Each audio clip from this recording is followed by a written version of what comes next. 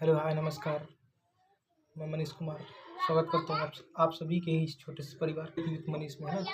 तो उनको बताने वाला था कि अब फिर एक लोग ने भाई मतलब वीडियो जो साइंस साइंस वाला अपलोड किया था, उसमें अब एक लोग ने पूछा था कि भैया मैथ और रीजनिंग के बारे में कुछ बताइए। तो मैथ के लिए मैंने कल ही एक वीडियो अपलोड कर दिया था और आज रीजनिंग के लिए कर रहा हूँ। मतलब रीजनिंग के लिए आप लोगों को मैं गाइड कर सकता हूँ, हाँ, थोड़ा सा सजेस्ट कर सकता हूँ, है ना। तो इसके लिए सबसे पहले तो ये मतलब रीजनिंग देखिए, किसी भी एग्जाम में रीजनिंग पूरा में पूरा लाने वाला सब्जेक्ट हो सकता है ना।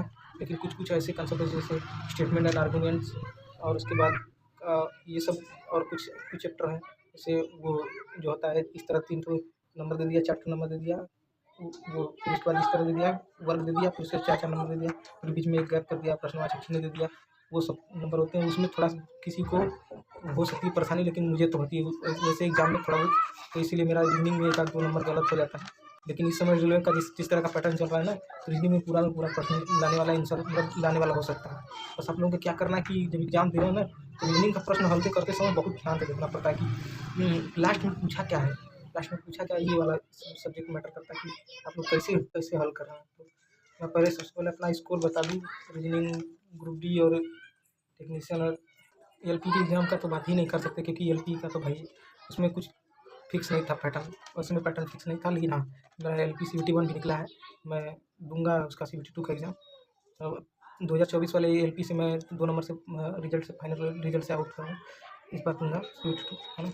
कल तो बताया था आप लोगों को ना। तो उसका टेक्नीशियन में मेरा कितना था स्कोर, 25 नंबर का होता है, जिसमें अरे हाँ 25 नंबर का होता है, जिसमें 23 तो सही हुआ था, 23 तो सही हुआ था और 2 ही गलत हुआ था। कितना 2 तो गलत हुआ था, तो 22.34 नंबर आया था। और उसके बाद एनटीपीसी का एग्ज़ाम हुआ था। एनटीपीसी में मेरा 30 नंबर का एनटीपीसी सीबीटी 1 होता है ना, अंडर ग्रेजुएट का। ग्रेजुएट अभी ग्रेजुएट नहीं हुए हैं ना, तो ग्रेजुएट अब ऑनलाइन करेंगे ग्रेजुएशन। तो उसमें से 28 तो सही हुआ था, 30 का 30 बना दिए थे, लेकिन 28 तो सही था, 2 तो गलती हो गई, दिमाग खराब हो गया था। गलती नहीं होना चाहिए, रीजनिंग में कहाँ गलती होना चाहिए ना। इस समय का जिस तरह का पैटर्न चल रहा है रीजनिंग का, तो कहीं की भी गलती नहीं होना चाहिए, लेकिन हो जा रहा है। तो उसमें 27.34 नंबर आया था, 28 में से 2 तो गलती हो गया, तो 27.24, क्योंकि 1/3 माइनस मार्किंग में 0.33 नंबर कट जाता है। और उसके बाद रीजनिंग के लिए कोई स्पेसिफिक टीचर मैंने फॉलो नहीं किया था। कुछ कुछ कंसेप्ट होते थे जिसके लिए मतलब टेस्ट लगाते थे डायरेक्ट, मतलब वैसे ही थोड़ा बहुत टेस्ट लगाते थे। तो हाँ, देखते थे कि कुछ बन या नहीं बन रहा है। रीजनिंग देखिए, सबसे पहले ना बात की, रीजनिंग ना सभी लोग बना लेते हैं। कौन? सभी लोग रीजनिंग को बना लेते हैं, लेकिन हाँ, रीजनिंग सभी लोग बना लेते हैं, लेकिन मैटर करता है कि आप कितना जल्दी, कितना टाइम बचा ले रहे हैं, कितना जल्दी बना ले रहे हैं। इससे क्या होता है कि आप अगर इसमें टाइम बचाएंगे तो बाकी सब्जेक्ट कौन? आप मैथ के लिए सबसे ज़्यादा टाइम दे सकते हैं, और मैथ थोड़ा कैलकुलेटिव होता है, तो मैथ में बहुत लोगों का दिमाग काम करता है नहीं। हाँ, तो रीजनिंग आप बहुत ऐसा करिए कि बहुत तेज़ी से बना दीजिए, मतलब इस तरह का अप्रोच रखिए। एकदम तेज़ी से बना देंगे जब ना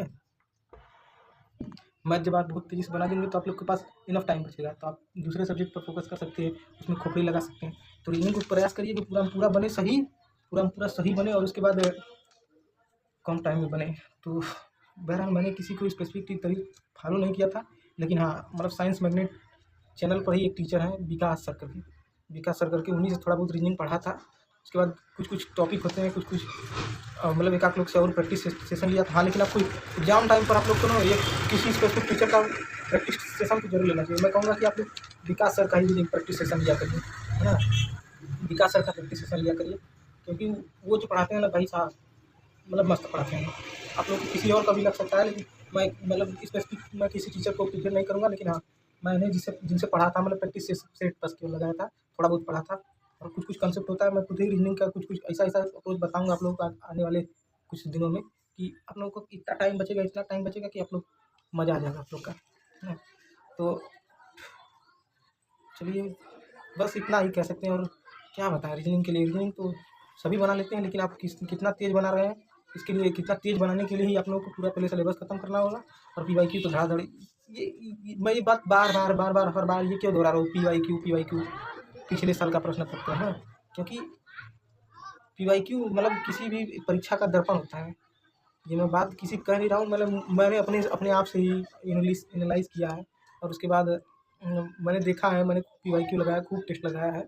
तो पीवाईक्यू ना किसी भी एग्ज़ाम का दर्पण ही होता है, कि आप लोग पीवाईक्यू देख रहे हैं तो हाँ, आप समझ लीजिए कि आप जैसे दर्पण में किसी को आप अपने आप को देखेंगे तो आपके जैसा ही वही हूबहू, सॉरी, जैसे दर्पण में आप लोग किसी को देखेंगे तो हूबहू आपकी ही तरह दिखता है ना, जैसे आप अपने आप को देखेंगे तो हूबहू आप ही की तरह दिखता है ना, तो इस तरह पीवाईक्यू होता है। पीवाईक्यू में ही आपको प्रश्न जो एग्जाम में आने वाला होता है वो पीवाईक्यू में दिख जाता है। तो इसीलिए आप लोग को पीवाईक्यू लगाना ही चाहिए, है ना, पूरा पूरा। बस यही है कि रीजनिंग किसी से थोड़ा सा कंसेप्ट पढ़ लीजिए अच्छे से पहले तो पढ़ना ही पड़ेगा। खूब अच्छे से कंसेप्ट पढ़ लीजिए, फिर उसके बाद पीवाईक्यू दबा कर लगाइए, दबा कर एकदम दबा कर लगाइए पीवाईक्यू खूब। फिर उसके बाद टेस्ट इतना लगाइए ना, मतलब उसी को कहते हैं प्रैक्टिस। तो टेस्ट इतना लगाइए ना, दबा कर लगाइए कि एकदम मज़ा आ जाए, है ना। यही होता है एग्ज़ाम में, एग्ज़ाम का मतलब यही है, सीधे नहीं एकदम रौंद डालना है, कुछ भी हो एकदम, जिसे कह रहे हैं ना काट डालना है, प्रश्न पत्र को अपना दुश्मन मानिए, क्वेश्चन को अपना दुश्मन मानिए, मार के एकदम धज्जियाँ उड़ा दीजिए, है ना। चलिए, तो मिलेंगे नेक्स्ट वीडियो में, तो यार, तो चलिए, जय हिंद, धन्यवाद।